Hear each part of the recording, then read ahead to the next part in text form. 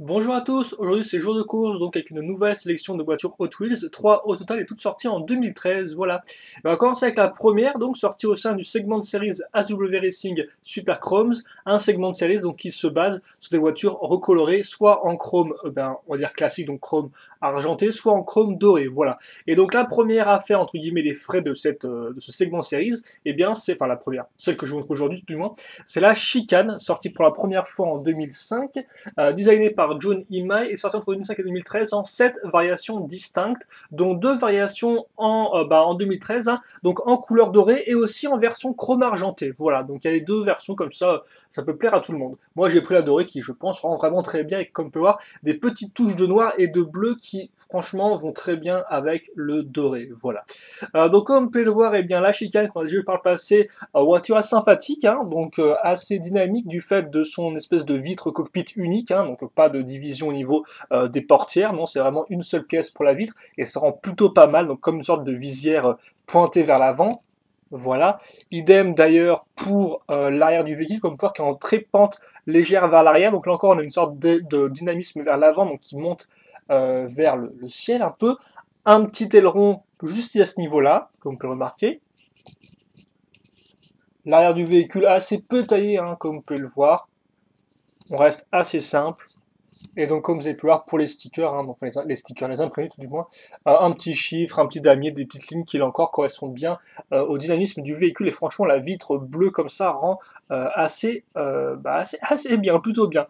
On retrouvera la symétrie comme on peut le voir à ce niveau-là. Enfin, on retrouvera effectivement le petit duo damier et ligne à l'avant du véhicule. Et comme on peut le voir, autre particularité de la chicane, donc c'est le moteur entre guillemets qui ressort à l'arrière, donc en argenté qui rend plutôt bien. Il fait pas trop tâche encore, je trouve. L'espèce de couleur argentée plastique par rapport au reste qui est métallisé, ça passe. Enfin, métallisé. Est-ce que c'est métallisé ça?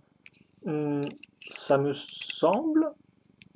Je suis pas trop sûr, étrangement.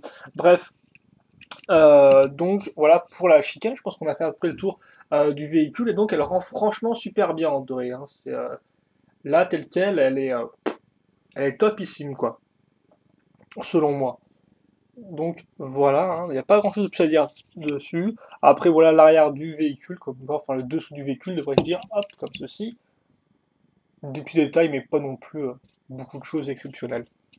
Donc bah, écoutez, je pense qu'on a fait le tour pour la chicane.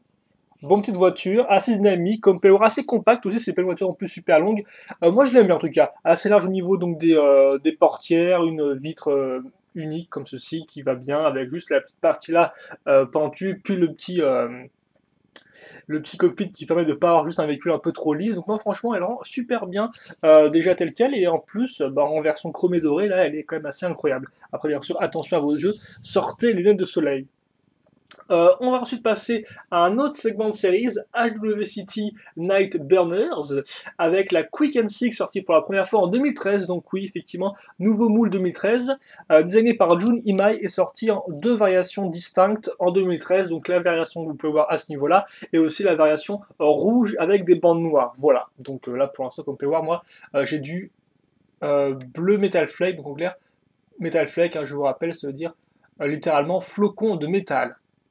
Et donc on va faire un petit turnaround, donc comme voiture assez carrée, hein, assez peu vraiment de forme, assez plate aussi, donc vraiment très basse, avec là encore un petit cool de cockpit à l'arrière en métallisé qui remonte bien, quoi, qui est quand même assez apparent. Mais comme on peut remarquer, sur le côté tout du moins c'est quand même assez classique, hein. Une simple portière, des petites lignes ici et là, mais rien de spécialement incroyable qui ressort véritablement. On va faire tourner tout ça. Déjà là, vous pouvez voir les magnifiques feux avant qui rendent vraiment super bien, hein, parce que des fois, Hot Wheels se contente juste de faire un petit imprimé, ou même rien du tout. Là, on a vraiment, comme vous pouvez le voir, en trois parties, donc la partie métallisée autour, vous avez la partie chromée à l'intérieur, vous avez la partie transparente au-dessus, donc ça rend vraiment super bien, je trouve.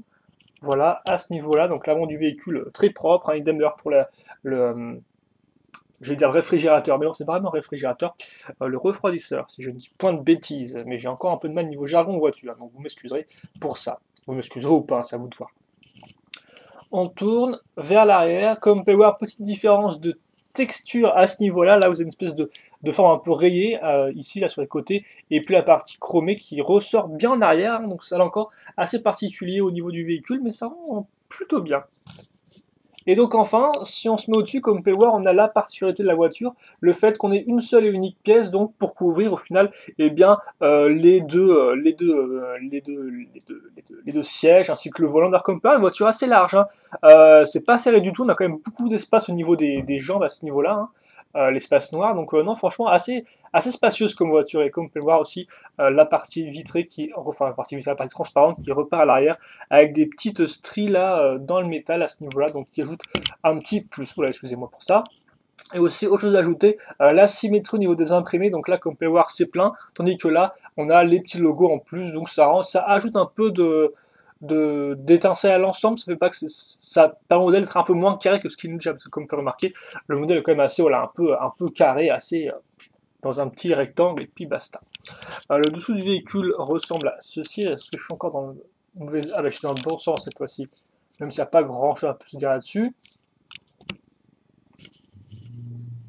Voilà. Donc je vais faire un petit tour parce que je me rends compte qu'au final on est assez... mais plutôt en avance. Donc comme ça vous pourrez bien voir le véhicule. Hein. Hop là. Comme ceci. Et comme ceci. Donc non, la Quick and Seek au final rend plutôt bien. Hein. C'est pas non plus l'exceptionnel selon moi, mais elle a des petits trucs en plus qui font qu'elle ressort particulièrement bien, comme les phares avant. Ça, j'aime beaucoup en tout cas. Voilà pour la seconde voiture de cette sélection. Et la troisième et dernière voiture, eh bien, on retourne au segment de série HW City. Cette fois-ci, c'est dans le segment de série Street Power. Et il s'agit d'une voiture réelle cette fois-ci, non pas d'une voiture inventée par les designers de Hot Wheels, mais une voiture reprise de la vraie vie. Donc, c'est la 1970 Toyota Celica, sortie là encore pour la toute première fois en 2013.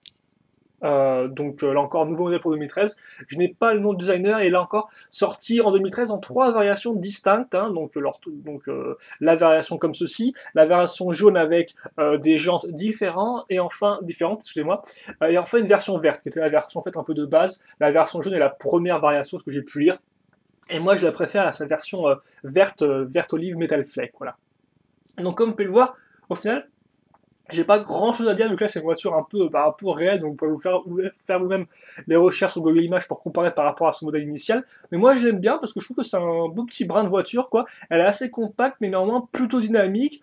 Des grandes portières, comme par exemple c'est une deux places, hein, enfin une deux places, deux portes comme ceci ici, assez large. Donc on a franchement cette espèce de côté un peu compact, dynamique. Comme on peut remarquer aussi, les roues ont l'air vraiment assez grosses par rapport au reste du modèle et ont vraiment l'air un peu de surélever le reste de la carrosserie.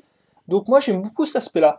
Et comme on peut le voir, c'est une voiture qui est très bien travaillée niveau imprimé et niveau travail de couche de pièces, parce que tout comme pour la Quick and Seek, on remarquera que l'avant est fait différemment, donc une partie bien chromée comme vous pouvez voir qui ressort bien, ainsi qu'une partie noire et des parties transparentes pour les phares. Là encore, ça, Hot Wheels ne fait pas pour toutes les voitures, donc c'est franchement sympathique parce qu'on a vraiment l'impression d'avoir un modèle bien fini, bien détaillé et bien réalisé.